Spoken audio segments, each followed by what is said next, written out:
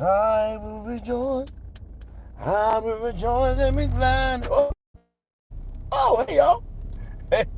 Hi. Good morning, boys and girls. This is Hero's Journey. And we are. You ready for it? In them streets.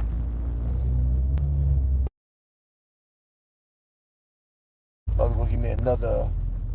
Give me a shirt to get it embroidered. However, I just had to tell y'all something. Other day I expected some payment. All right. I don't know. Has anybody ever expected payment to come into your accounts? Yeah, the expectation of bank as a banknote that should accomplish some taking care of bills. Yeah, but that's in the case. That's what I had. Should I go this way? Yeah, new time. Okay, I go this way. My stuff was getting low. I had the expectations of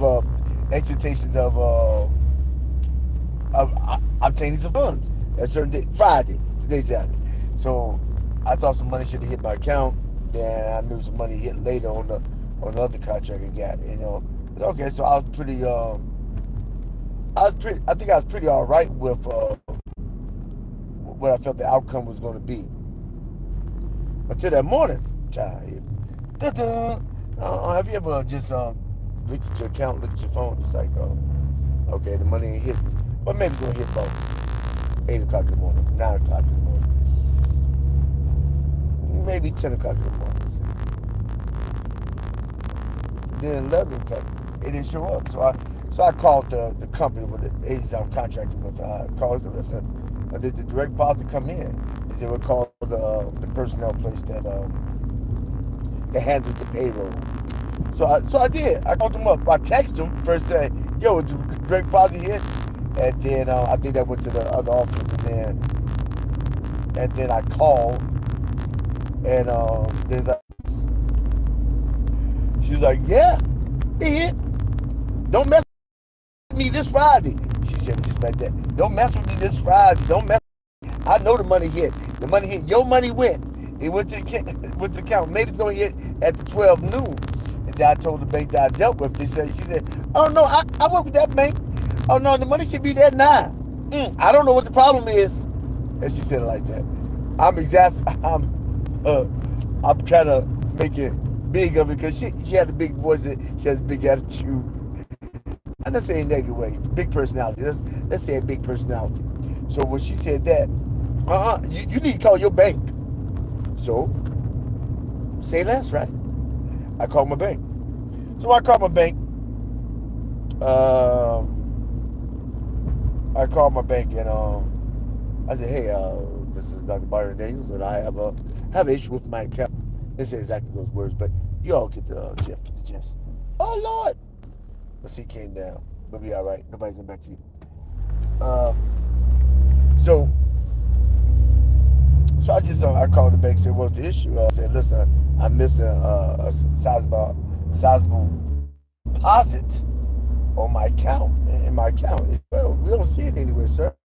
They look a little further. And then they all say, can you wait 3 to 5 minutes?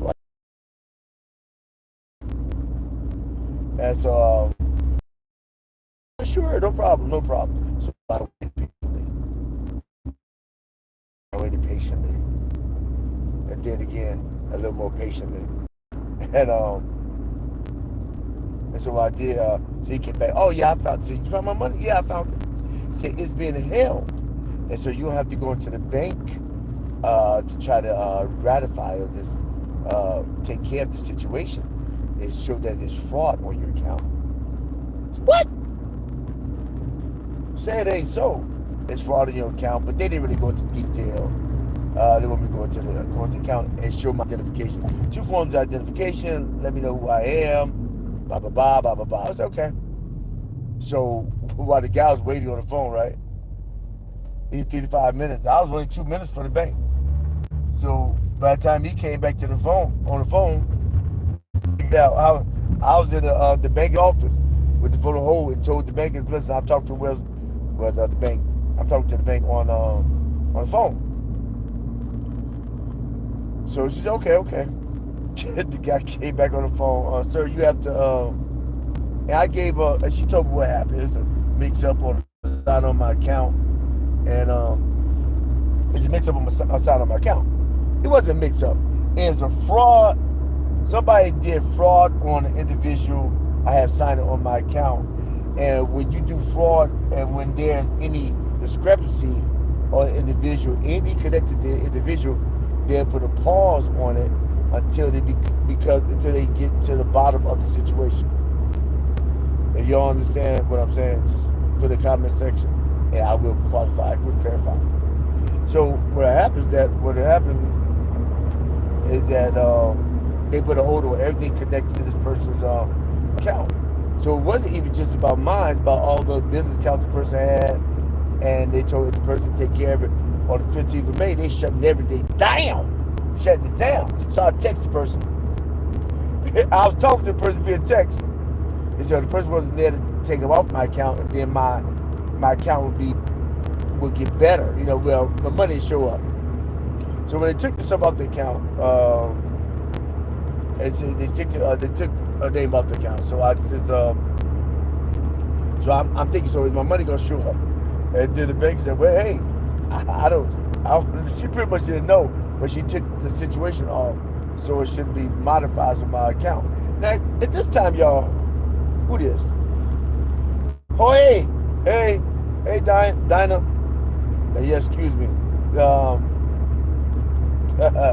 Yeah, so at this current time, I was on my, I was at the bank. I was at the bank, and they said she modified it, so she took the stuff right. She took the stuff off, the person's off name off, because the person didn't do anything fraudulent on my account, but somebody did something fraudulent on her account, and the banks, all the powers that be, didn't know if it was her or not, right? So they said, we'll need you to come into the office and show who you are, because I was concerned about her stuff, because stuff could be shut down on the 15th. So she did a beeline, came to the bank. The banker said, I'm going to lunch. You have to call the 800 number. And so she thought it was the amount of money that was in the account. She didn't know what it was, but later on she called me up and said somebody actually had a hold of her account and was trying to direct funds to another address. So she got that straight. So I'm happy that she got that straight. And in the meantime, I said, man, my account still was negative. Yep, it was negative. Zero. No, it was below zero. It was negative zero. So I said, man, all right. So I do ride share. So I said, I need to make the cash. I knew money was coming because I had some other money coming in later on that night as well. So other money, I just don't know when it's going to show. It pops up. Yeah, it pops up, but it pops up anyway. Who it is? So I'm gonna read your notes as soon as I get to this. Let me see.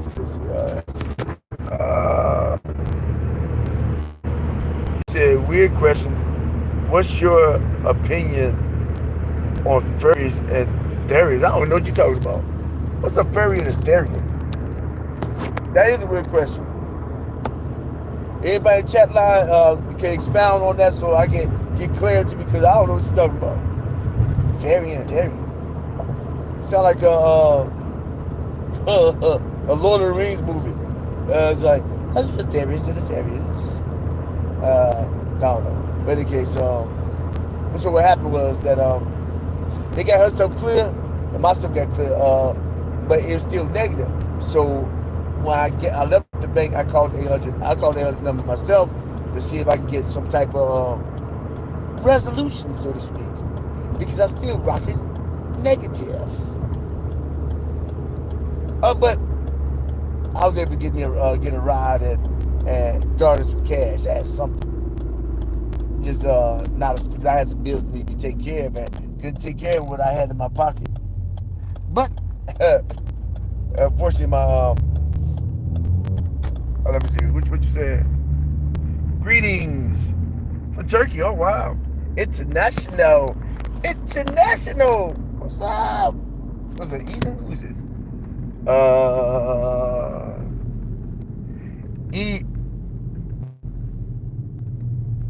I got my readers on here. Esteem. All right, so So what happened? My son called me, Daddy. I'm at the we got a field trip. Can you send me some money? So I was negative, so I partnered to send him some money on his cash app, and we was good on that end. And then I made a little money, and then later on, I still negative the whole night. So I'm looking at my account, and then next day the other money hit, the other money hit, and the money in with it, which is in question hit. But I said all that to tell y'all, a lot of times sometimes you get anxious for nothing. It's delayed, but it's not denied. You know it's coming, but it's not here right now. And everybody say he ain't here right now, God. Yeah, he's right now, God, but his right now may not be your right now. But you need money right now. It depends what you need it for. I mean, I'm not all that absorbent as far as things I do. I needed some money, but I knew that in the midnight hour everything be good. Everything be good. It did. I mean, this morning everything hit the account on both ends. I just paid my cell phone bill though. So they said, man, I wasn't getting no connection. Shit. I wasn't getting, I didn't have no money to pay the bill. Why? No. I didn't have no, the checks that I had coming through were more than enough to care of my expenses. I was at expectation. I got a video of y'all on my Hero's Journey with Dr. D in my archives. I think I've done about emotions. I said, you keep hope alive. I keep hope alive, but you don't invest a lot of expectations. So, so what I try to do. Not always successful, but I think this time I was. I kept hope alive. I did all the things that I could do to actually to garner a successful outcome. You may say, "That did what you mean." No, what I did is that I called the people, talked to somebody on the phone. Now, actually, this funny part to digress. The banker that I was seeing in person, she went off on the banker on the phone. I said, "Listen," I said, "I didn't know if money could be reimbursed in my account." And he's like, "Listen, I ain't got no control over that. Blah blah blah blah blah." And the banker said, "Listen, you need to respect the clients. The clients because we pay their salary. Their salary." Say, go ahead, girl." So I had so that was funny to me, and but my point is that I say keep hope alive, but don't invest in a lot of expectations. Because what happens is that your expectation was things to put you down. Now I did have somewhat of an expectation of receiving the money from the work that was done, and from the powers that be that was successful. So I have to worry about the people I contract with not paying me my money. Now one, they pay, they just don't pay on time. That the one that in question, the big check, they pay on time. It's just they work through a payroll service, and the issue was, and they actually gave me a response. And to their credit, they followed up to see if everything was resolved. That's good, right? They followed up to see everything resolved. So I wasn't so, uh, what's gonna happen? No, I wasn't like that. Is I kept hope alive. I kept hope alive. So this is how I keep hope alive. When I say keep hope alive, that means you don't just sit in the sky and just believe God. Yes, hope come. No. You do what you can do in the time that you can do it. And that's it. The casual cares on him, he cares. But he gives you the ability to think and to act on the knowledge you have. While you're getting get understanding. Wisdom is rightly applied knowledge. So I use all the knowledge that I knew to use. I rightly applied it, and I got responses or answers that I could get in my ability. After I got that, first I made a phone call, talked to the person. They said go to the bank. I said say less. I went to the bank. They gave me a response in connection with the person on the phone, and then we took care of the bill, took the person's name off, and they said, well, check with it. Call the number later. I called the number later. Called the number later. The person said, listen, I'm trying to post. She said, I'm trying to force the payment. Force the payment. She said, call tomorrow morning at 7 o'clock. Bam. to make sure if it's in or not. This morning it came in. I was prepared to call. So I called. I had to call because I saw the money in the account. So I did all I can do in in the time frame that I could do it, and with the ability and the knowledge that I had acquired. That's being wise. Wise in the knowledge that you have versus hoping and believing and not acting. Because faith without works is dead being alone. I believe, I believe. Okay, show me the belief by your work. And that's not just scripture, that's just practical. Practical application. Life, family, and work. So so I did that. Money came through. So I'm I'm kind of rambling, but the thing is, I said keep hope alive. But I believe that, but don't invest a lot of expectations, because the expectations the thing that will mess you up. You start planning on what you believe is going to happen. Now suppose I said, well, I'm gonna get it anyway, and just start buying this, and well, or borrowing money from people because it's coming. Oh yeah, just give me 100, give me 200. It's coming, it's coming, it's coming. Because I don't have expectations. No, I wait till the money hit. So I kept hope alive. Hope alive keeps the door open so God can move the way He's gonna move. But when the time frame I wanted, I said, well, I'll wait till tomorrow. So it came through. Now everything come through now. I have to think about what else I need to do. It's a strategic chess match. How do you think? A lot of times people stop thinking and react. I prefer not to react but to respond. So, with all that said, I kept hope alive. And by keeping hope alive, you keep your anxiety levels down, your cortisol levels down, and keep yourself in a good mood. And you always have a good story to tell. And not invest expectations, you'll hype yourself up about what you can't see. You believe, I trust, I act. So that's pretty much it. So I kept hope alive. I didn't invest a lot of expectations, and I got a promising outcome eventually. Not when I wanted to, but eventually. Got the news earlier. I got the evidence later. And I'm all right. I'm all right, y'all. I'm all right. So check me out. Put comment section. You have any comments about any subject matter you'd like me to talk about on my lives, because I'm gonna do a lot of these impromptu. This was called a hero's rant, because I had something on my mind. I felt I need to share. So this is if you have any, if you find any value in this content, how about you help me help you so we can help others out by clicking subscribe, commenting, and sharing. Because when you do that, give me likes, thumbs up, and all that stuff. Because when you do that, you organically help build and grow with me, so we make it better tomorrow today. That's my goal, to make it better tomorrow today. Um, and check out my YouTube channel. I have different segments. I have In Them Streets, which you look at it one of them now. In Them Streets, a Hero's Rant, Ride and Share with Dr. D. And we have guided meditation, as well as purpose center videos and motion center videos. And I do lives. And here's an update of what's happening. And it's coming soon. And I have review videos. I don't have that many, but I'm building up that one. And to come soon, I'm starting doing interviews. Got a new location, trying interviews at the podcast level. Because I got a podcast and a blog.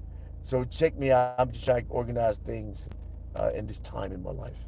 So if you don't remember anything else from this video, remember this. Every day you get a vertical, make it your goal in life to always move forward and never look back. Why? Life's just too short to live. Look in the rearview mirror. This hero's journey. Remember, too short to look in the rearview mirror. So so many things are in front of you. You can't get there because you're in the back. You always look in the back. So this is Hero's Journey with Dr. D. And we are out!